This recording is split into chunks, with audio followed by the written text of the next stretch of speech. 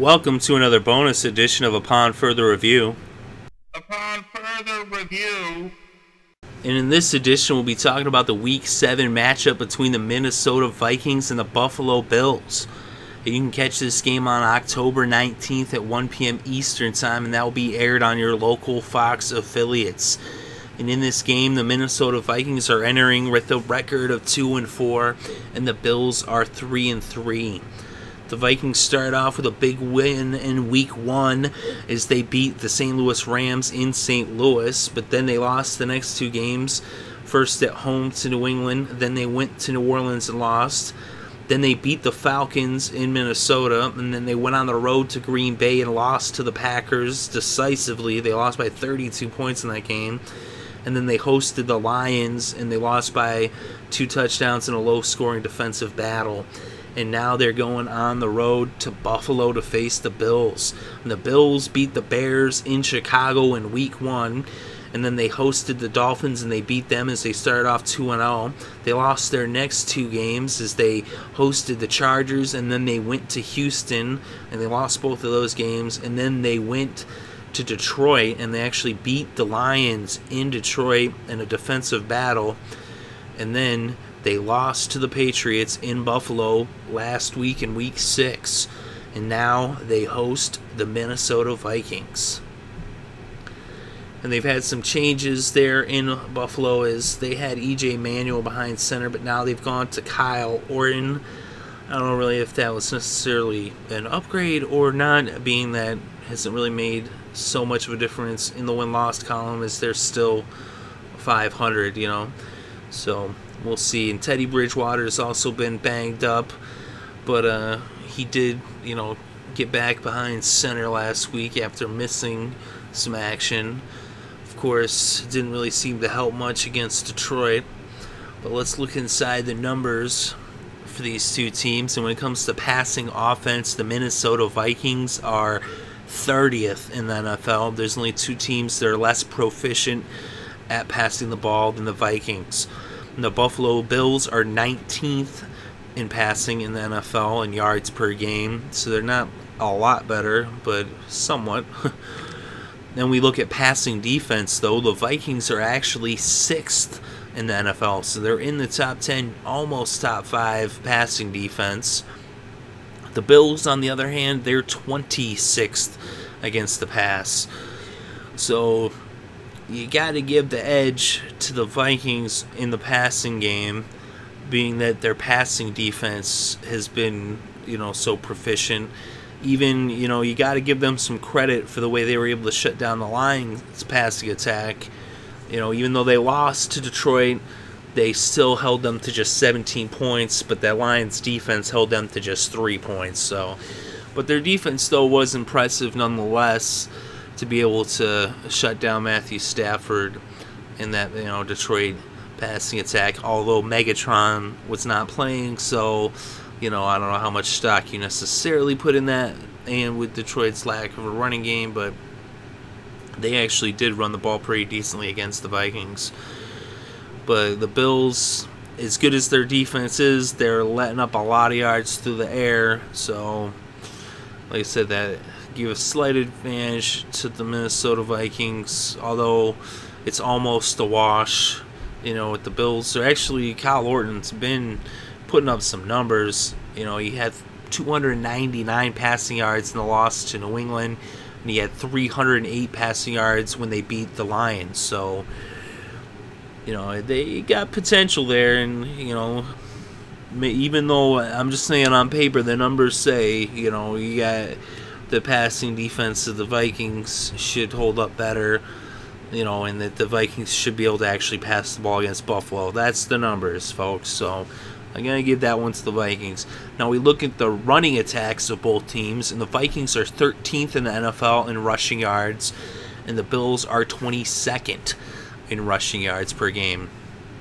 So the Vikings are running the ball all right. They don't have AP, but Asiata and McKinnon, they're picking up some of the slack. They've both got over 200 yards on the season so far.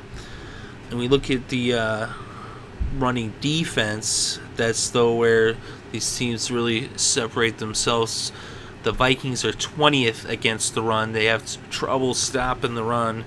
And the Bills, they are number 1 at stopping the run in the NFL.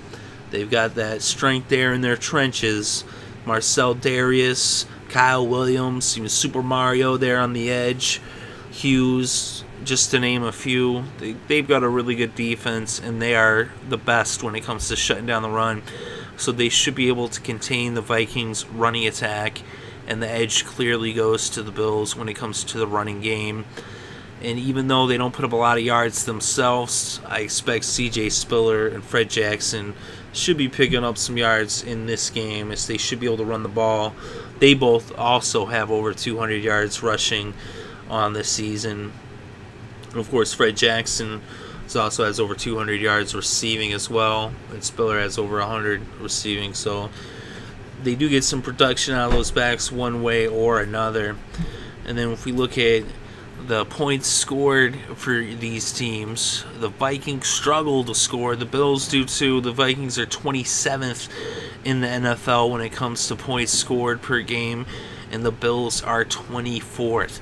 So this should be a low-scoring game between two teams that struggle to put points on the board. Then we look at the points allowed. The Vikings are 20th in points allowed. The Bills are 8th. So the clear advantage there goes to Buffalo. It's Buffalo, although they don't put up many points, they don't allow many points. And the Vikings, they don't put up much points, but they allow quite a few. So you got to give the edge to Buffalo there. And overall, looking at the numbers, I got to go with Buffalo.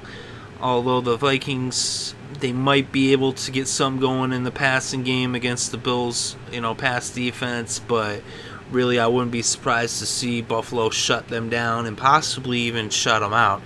I wouldn't be shocked if that were to happen. Maybe, Teddy Bridgewater can make things interesting and keep the Vikings in this game. But Buffalo should be able to get things going on the ground. That should open things up for the play action and for the pass. I think Kyle Orton should have a pretty decent game. He's been looking pretty good actually in the last couple weeks. And I think that's going to continue against Minnesota. He shouldn't have too much of a problem with them. Of course, the Vikings can, they do have a decent passing defense, and they can get in the backfield with their pass rush, and they could, pressure them, and that could, help them out. Of course, it's going to come down to turnovers as well, and who's going to protect the ball. Both teams seem to be turnover heavy. They don't protect it too well, but we'll see what happens in this game. Kyle Orton's going to have to do a better job. He's already got 2 interceptions, and he's only has 2 starts on the season. And he has 3 touchdowns, but on the other hand, Teddy Bridgewater, he's not really protecting it well himself. He's already got 3 interceptions and hasn't even thrown a touchdown pass. He has rushed for a touchdown, though. But he also, even before that, Castle was struggling to protect the ball too. So Minnesota does not protect the ball very well. And I actually think the Buffalo Bills defense is going to be too much for them. I also think that on special teams, don't be surprised to see the Bills score somehow on special teams, whether it be maybe a block punt or a punt return or kick return. They're very capable of that. C.J. Spiller is probably going to take one the distance. So that's what I expect to happen. I think the Buffalo Bills win this game. And, it's probably going to be low scoring, but I wouldn't be shocked if the Bills win by double digits. They should at least win by a touchdown. So that's what I think. Let me know what you think in the comment section below. Very interested to hear your thoughts and opinions on the game. Also, if you enjoyed the show, make sure to hit the like button. How else will we know you enjoyed the show if you don't hit the like button? And if you want more of this content, hit the subscribe button, as we bring you upon further reviews for each and every single game, each and every single week, along with recaps for all the games in the NFL. We also are covering the baseball playoffs all the way through the World Series, as now it's down to just the Giants and the Royals. And we're also covering college football as well. We cover as much of it as we can. With the baseball playoffs, it's a little tough to cover the college too at the same time. But we're going to be covering college throughout the year and into the college playoffs. We also bring you our weekly show, The Wedge, where we do our quick picks, fantasy picks, and a weekly rewind, as well as the Thursday night upon further review. And that's usually up sometime between Tuesday and Thursday each week. Usually on a Wednesday. Sometimes we get up there early on Tuesdays, so keep an eye out for that. No later than Thursday. We always make sure to have it up before the Thursday night football game. So thank you very much for listening. It is greatly appreciated. I hope you're having a good day and a great weekend, and enjoy all of the sports.